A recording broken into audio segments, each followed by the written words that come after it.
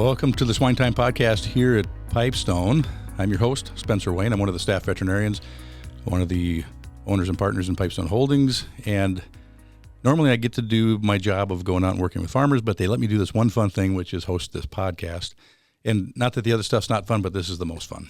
And I get to have guests on to tell us things that are interesting to learn. A lot of times it's people that work with us within the company, but we often have guests from outside the company. And that's today. We have a special guest, and I always say that every guest is special, but our guest today is somebody that actually was one of my partners here at Pipestone for a while. He's changed his life, and he's moved on to different things in a different country, but he's a world expert, internationally known. I would say he's the most famous Venezuelan veterinarian in the world, right? I don't know. I haven't said who he is. I haven't introduced him yet. Paul Cano. I'll stop rambling and let you introduce yourself. And we'll get on to the topic after that. So why don't you introduce yourself? Tell us a little bit about yourself. Thank you very much for the invitation, Spencer. It's quite a privilege to be part of your podcast. I get to listen when I go to farms every so often. So thanks a lot for the invitation. Yeah, I'm a veterinarian originally from Venezuela. Did my PhD in Minnesota. Then I worked for BI, for PIC, and then I got the luxury to work and be part of a Pipestone family. By no question, the best production system and vet clinic in the world. So happy to have done that. And then in the last 2 years, we decided to take a family change. So I came with my two children and my wife, Maria Jose. She's still professor at ISU, and we both have a practice here in Spain and do swine work with producers. Thank you. And JP is also a friend for a long time.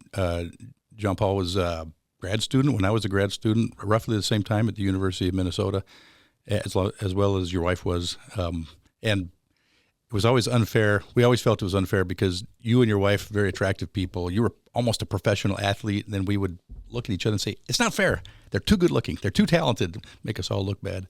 But I've known you for a long time, and I know you won't go along with that stuff, but very talented person. Great leader, have done a lot of interesting things. So I'm glad you're here. And we'll get on to the topic. To kind of set the stage a little bit, I'm in Minnesota recording. You are in Spain, Barcelona area, close to Barcelona. We're going to talk about African swine fever and a current situation that is affecting your immediate area around Barcelona or close to Barcelona. I'll describe it, JP. You fill in the blanks and the details. But ASF it's a virus that affects pigs, only pigs, that we know of anyway. It's a very big virus. It's not simple. Some viruses are tiny. This is a jumbo virus that has a lot of complexity to it. It's hard to make a good vaccine for it. And when a pig gets it, they die. They essentially hemorrhage. A lot of their organs inside will hemorrhage. And it's not 100% fatal, but it's a high fatality rate. It's trying to force its way west through wild pigs predominantly. These wild boars will migrate around and you'll spread it through them. They tend to get infected, sick, die, also live long enough to travel a little bit further. When they die, other pigs eat them, get infected. It transmits through the blood. Just to make that point, it's a very tough virus, right? It can last for weeks in fresh pork, for months in cured meats, and for years in frozen pork. So it is an extremely hard virus that can survive so long that pigs can get infected. Yeah. That's why, I got a sausage, it's been smoked. Yeah, it's still infectious. You can't process the food enough to make it safe, and it'll live for a long time versus PRRS, for example, is hardy in its own way, but if the conditions are on a nice dry surface, if you have it in food, it has a limited shelf life. I won't get into what it is, but it doesn't last months. It lasts hours, days, something like that. Much, much shorter. It's a more fragile virus compared to this ASF, which is super tough. So I'll stop and just let you describe what's happened, what's happening now, and give some context to the discussion. Perfect. Yes, absolutely. I live close to Barcelona, and it's in the northeast of the country. And on November 25th, two wild boars that were found dead, they tested positive, PCR positive, for African swine fever virus. So in a country that hadn't had ASF for quite a while, and that was a big change, right, for the industry. A little bit of context. Spain had ASF in the 70s and finally got to eliminate the disease in 1994. So from 1994 to to last November, Spain didn't have ASF. If we remember, by 2007, ASF was limited to Africa, right? It was living in wild boars in Africa and maybe infecting some domestic pigs, but it was limited to the continent. And then in 2007, potentially with a sheep crew, it moved to Georgia, the former Soviet Union country.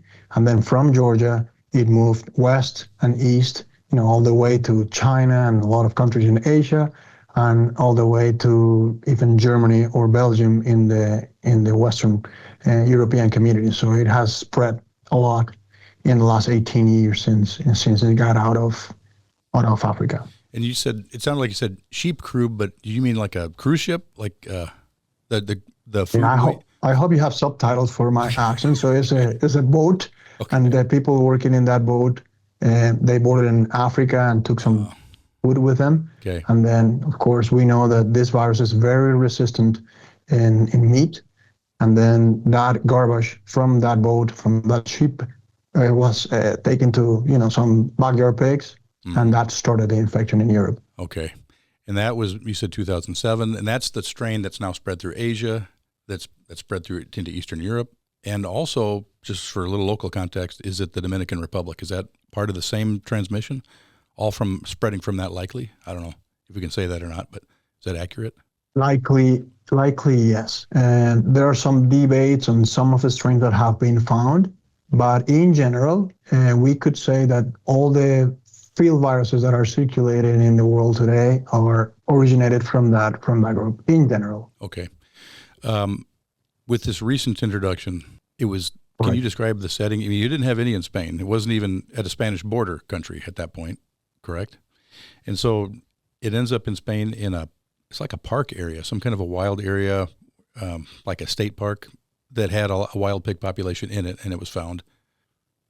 Absolutely. A little bit of context, if you want, before Spencer. Spain has about 2.6 million sows, and some of them, like 300,000 or 400,000, will be like Iberian pigs for specialty cuts or ham that is very famous. The rest, 2.3, 2.4 million sows, are just commercial, white normal pigs. The most important production regions are the northeast, where I am, Catalonia and Aragon, those two autonomous communities, and then the southeast with Murcia, then the southwest with Extremadura, Andalusia, and then around the capital city of Madrid, there are some clusters of production. So four main regions. Barcelona, where we are right now, is a big city close to the ocean, and then mountains on the back of the city to the west. And in one of the state parks that is surrounding the city, that's where the initial detection was made. Just a fact that the College of Veterinary Medicine of the University of Barcelona is located in that park, in that area, right? So very close to the detection of the virus. So it's an extension of a wood area that is coincidentally bordered by three major highways, 3 to 6 lanes, and that means that those highways are fenced for security, for protection of vehicles. So that puts a very interesting barrier in that area that is very hard for animals to enter or leave that park. Of course, you can go on bridges or tunnels, but those have been taken care of. But for the most part, the park is surrounded by urban areas and fenced highways, so it's a very limited space. There are some small populations of domestic pigs.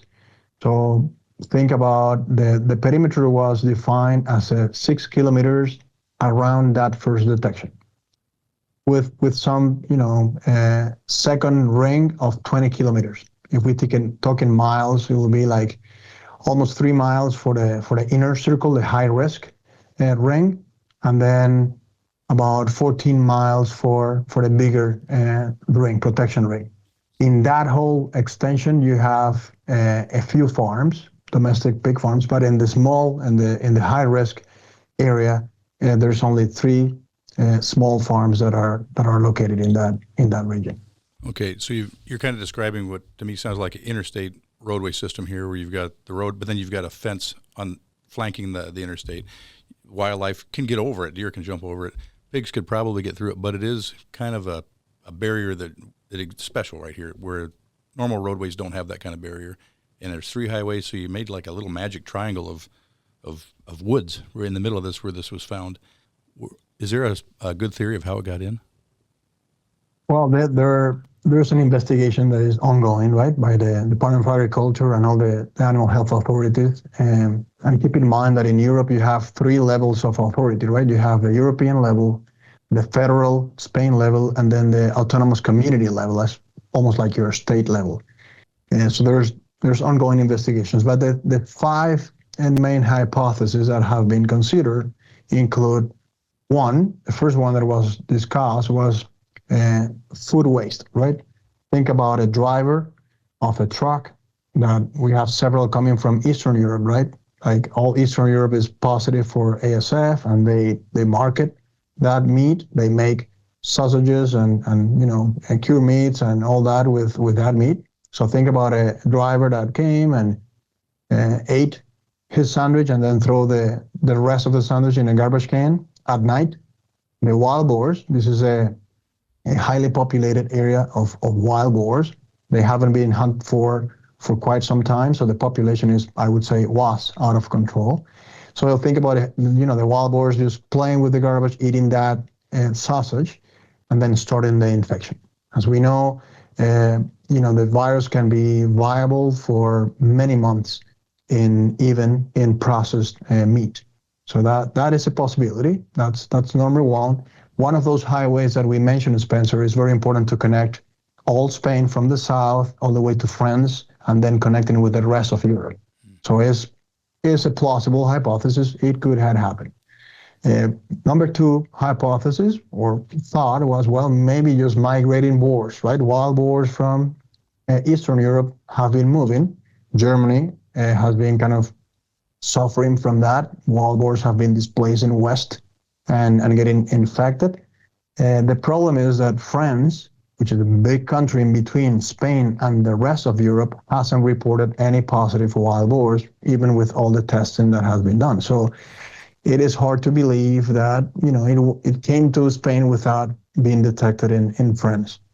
The third hypothesis will be like what happened in Belgium. If you remember, some hunting lodge bought 40 or 50 wild boars for hunting, and they were brought from I don't know what country to Belgium.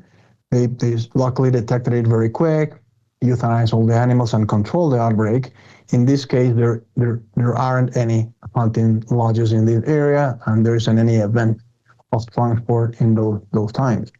The other one could be bioterrorism. It's been mentioned, right? So somebody trying to harm the industry or the continent, who knows? And the last one that has been very discussed is the leak from a research lab. So very close to the detection area.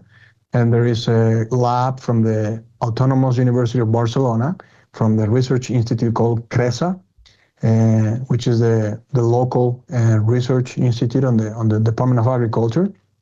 And they do research with ASF vaccines.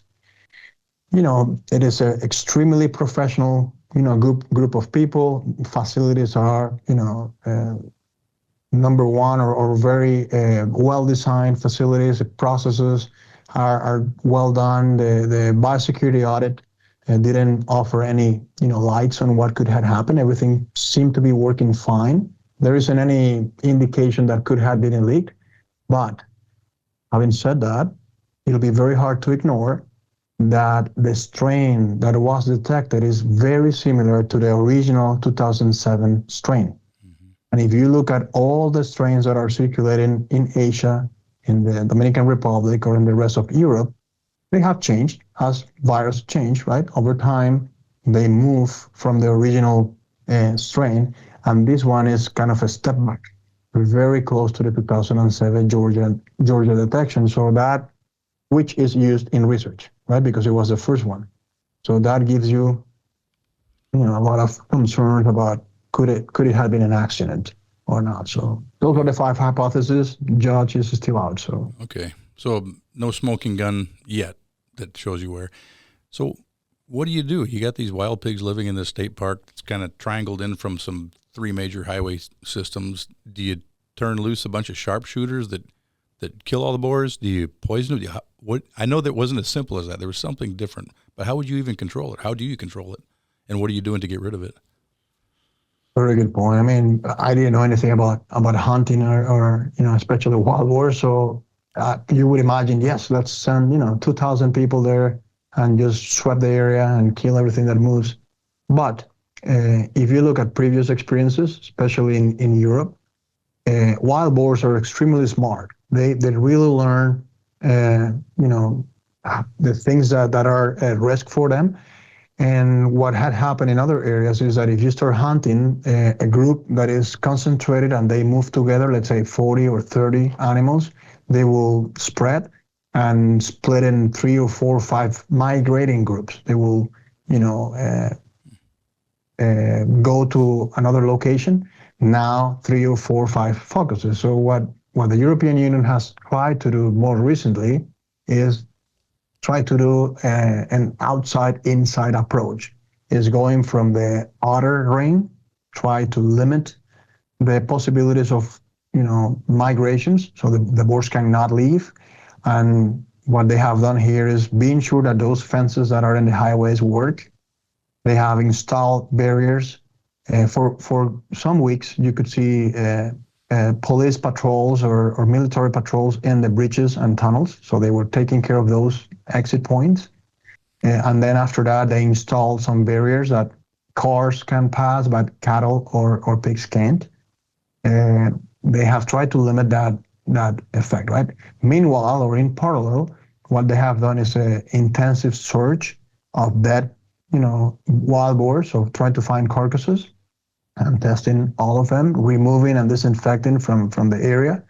And they have also started doing specific hunting, right? So I'm trying to sacrifice animals in specific locations, even without using conventional guns, but more like a silencer kind of guns that don't make noise, and using a lot of traps. So they bait the pigs, and then they have traps to try to get as many of a group as they can, and then go with hunters around that group to sacrifice the animals. So that's what they have been trying to do so far. They report that they have either found dead or euthanized about 700 boars.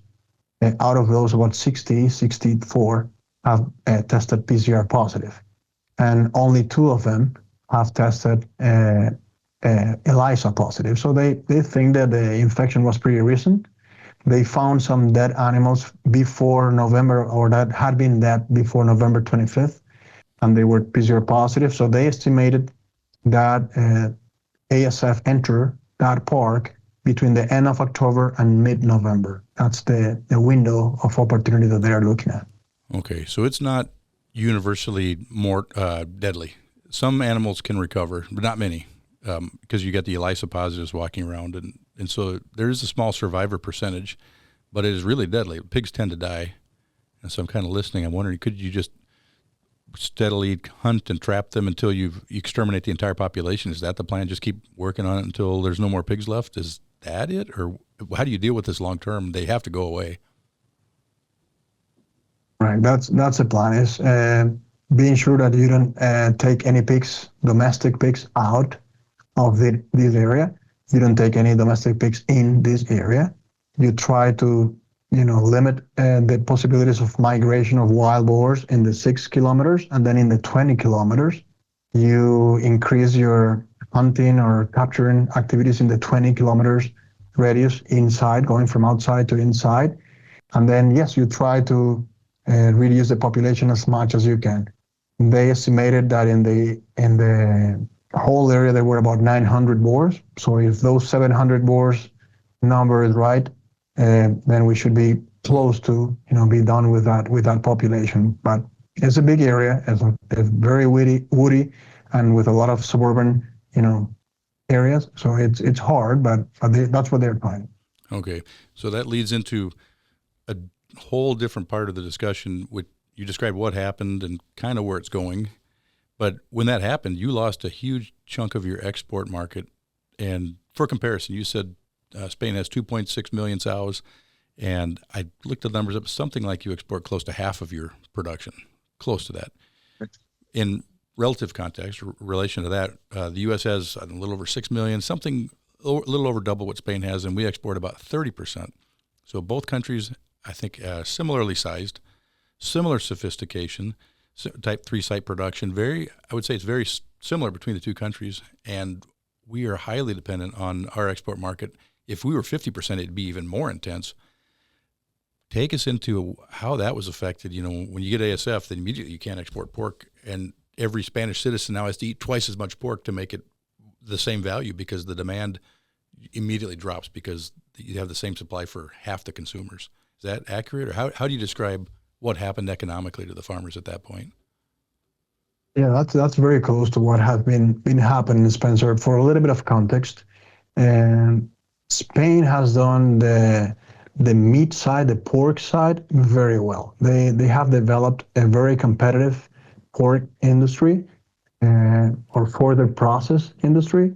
So the Spanish pork is well recognized and in many places. And I don't know, politics or diplomacy plus a little bit of quality, etc. Spain is able to position their pork in more than 60 countries around the world. So it's a very well diversified market. Keep in mind that the main market is Europe, right? So all the other 26 members of the European Union, they buy pork, most of them, from Spain. And they have done that very well. Think about, when ASF hit China and China needed more pork, that same, further process and packing plant industry grew a lot in Spain. So that has been, a process of learning the international trade and positioning specific cuts of pork in every country, etc. So it's a very well developed and positioned industry. In the last 2 years, because of high virulence PRRS, there have been a shortage of hogs to packing plants. So producers had enjoyed 2 to 2.5 years of extremely high margins, I would say 50 euros per pig in the last 2.5 years. So very well, rewarded producers. They are, most of them, in a very good financial position. They have been growing, and packing plants grew so much that they still need more pork. So they don't satisfy that need. When ASF hit late November, the price was about 135 euros per kilo. Just for a reference, €1.35. And we had been at 170 a couple months ago, right? Okay. So after that time, the next day, of course, price dropped. And by now, a few weeks later, we are about €1 per kilo. So the reduction has been about 35% of the price from before the detection to after the detection. What happened, or how does it work? In Spain, there is a commission called Mercolleda that is a three-party meeting or board that joins or groups the producers, a representation of producers, a representation of the packing plants, and the government is like the referee, being sure that the rules that were agreed on are in compliance, right? And then producers offer how many pigs they have and what weight in general as an industry. And then packing plants offer how much pork they have in their freezers, how much pork they need. So they agree to a price. And that price is very well respected. Of course, always you have some, incentives or some penalties, but that price is a reference from Spain. What happened in December was that this board, this body that meets every week on Thursdays, and they met twice in the same week, which is a novelty, to take price down. And they can't reduce more than 6 cents per week. They took like 20 cents down on the price in 1 week. And the objective was very clear and very aligned between packing plants and producers. Let's preserve the markets as much as we can. So let's move the pigs, let's move pork, and let's preserve the markets, and then we'll recover in the next months, right? So you had 3 kinds of clients. One, those that didn't have any complaints, mostly European countries that are obligated to accept regionalization. So they would buy pork from other regions, not those 20 kilometers that I'm talking about, right? Then you have other countries that had a specific request, South Korea, China, etc. China, for example, asked Spain to increase the control rings. In European Union regulation, the control ring is 3 kilometers for the inner circle and 6 kilometers or 10 kilometers for the outer circle. China asked that to double that to 6 and 20, right? And they were able to take pork from the other, counties and states provinces that were not affected. So you had that second category of countries that, okay, I'll buy pork from the other regions if you satisfy these needs. And then you had another group of countries that said, no pork for me, like Japan, Mexico, etc. They said, at this point, I want to see what happens. I'm not comfortable buying pork from Spain. So that was a reduction, but not a complete shutdown of exports. Yeah, and so that's interesting to know, because I didn't know if you lost all the exports, but no, you didn't. You lost some, and that reduced the price because now that you stopped the demand, at least from some countries, because they wouldn't buy anymore. And you have, it sounds like a super control system of packer and producer setting price. And so there's a kind of a limited drop potential week to week. You had regionalization to compartmentalize where ASF was and was not. And you had agreements with European countries based on that regionalization, so that let's say France wants to buy some Spanish pork. They look and say, well, just make sure it doesn't come from around Barcelona, and they give you stipulation. You say, no, these pigs all were grown up in Western Spain. And so that satisfied them, so they continue to buy. And so you didn't have a huge pileup of pork there that nobody would buy. You were able to move it. Okay, so should move into a little bit of describing the U.S., and you lived here long enough. You tell me where maybe I'm wrong. And for our listeners, you I don't know if you knew much about Spain, but in the U.S. we have a new program that's been a pilot program for several years, and it's called the U.S. SHIP program, U.S. Swine Health Improvement Program. It's based on a program called NPIP, National Poultry Improvement Program, and that was similar to what we've got with this U.S. SHIP in that it defines some health standards, some biosecurity standards, and it's built to present a unified front of standards that are respected by people buying your pork, other countries buying your pork, where they would say, oh, okay, these farms are in a secure spot, I'll continue to buy U.S. pork. And so this program is now officially in the hands of the USDA. It's done with its pilot stage. But we have secure pork supply, which many producers have gone through and certified their farms. If they keep regular movement records in some kind of a system like AgView or ABAP, that's the second piece. And then they have to register and become certified based on those two things being present with their state Board of Health or Board of Animal Health or Board of Agriculture. It's administered at the state level. We're trying to do what you did in maybe a more formal way, where a U.S. producer could say, hey, I'm part of this program. I'm all certified. I've got good biosecurity. I've mapped my farm out. I've got a description that's known by the state, and I record my animal movements.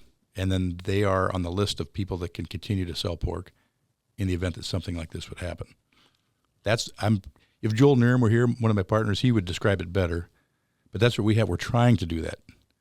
Because if we had an ASF outbreak here, currently we have nothing. I mean, we would just be like sitting ducks.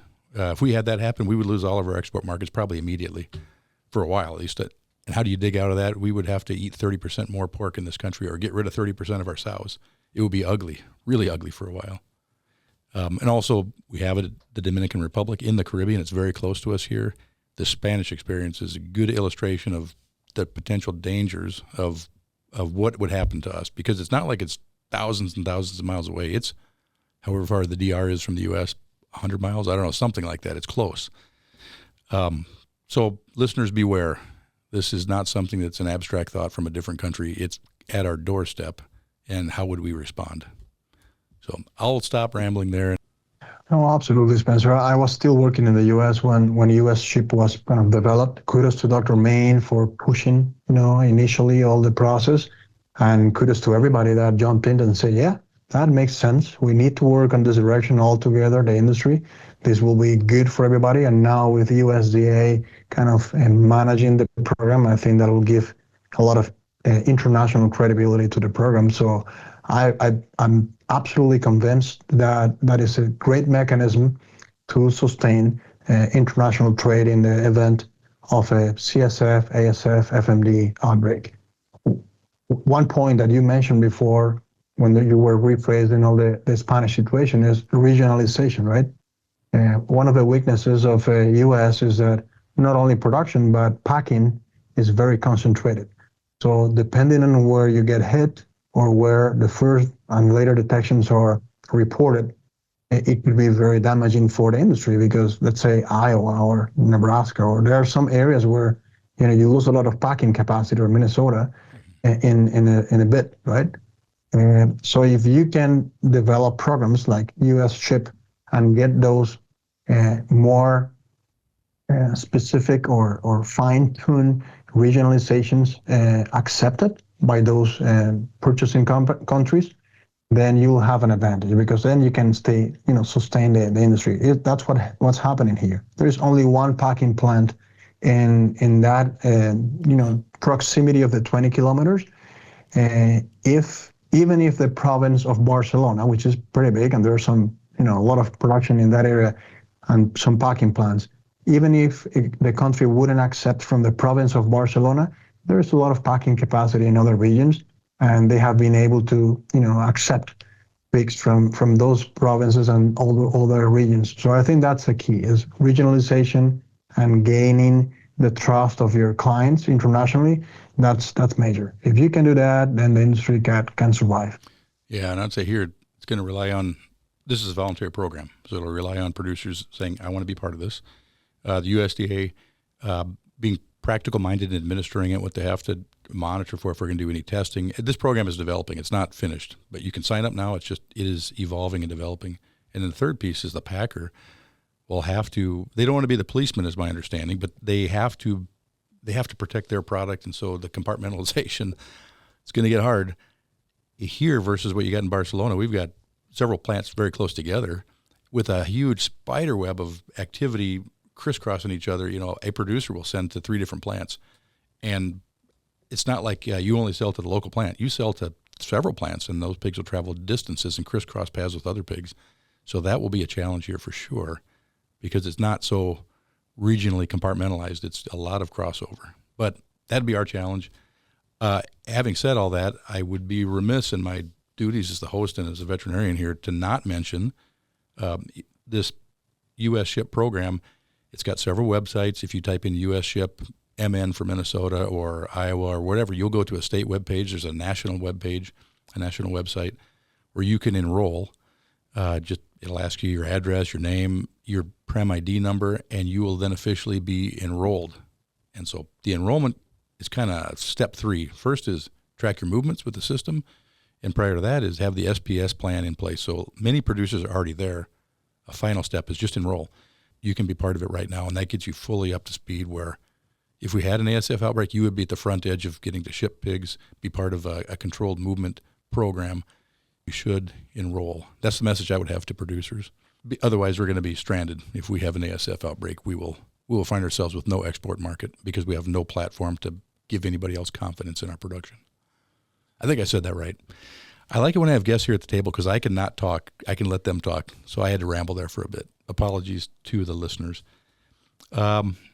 Any parting thoughts, JP, on what you would say, words of wisdom or from this experience in Spain that we could learn from here?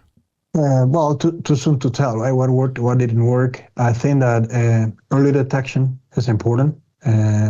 Also, every effort that can be put in together to assure early detection, even in pig farms or in wild animals, is very important.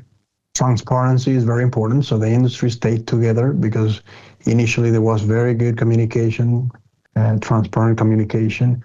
And then all the pre-work that had been done in terms of containment plans, testing abilities, biosecurity plans, and exports with all those purchasing countries paid off.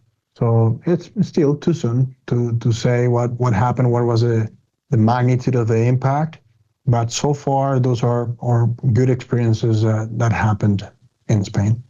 I'm thankful for JP being part of this. He offers a great local insight into what happened in Spain and a good description of it. Thanks, JP. I appreciate it. Thanks to our listeners, too. Thanks again, Spencer. I just want to say that I fully agree with Dr. Yaros that this great podcast deserves some advertisement.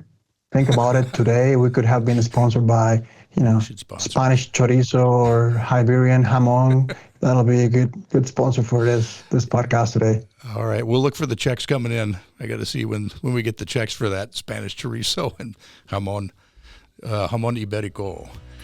Hey, thank you, JP. I appreciate you being a guest on. The SwineTime podcast was created for the pork industry and individual pork producers around the country. Hosted by me, Dr. Spencer Wayne with Pipestone Veterinary Services, the podcast contains pork industry news, advancements in animal care, and how to enhance your productivity. Find the SwineTime podcast at www.swineTime.com.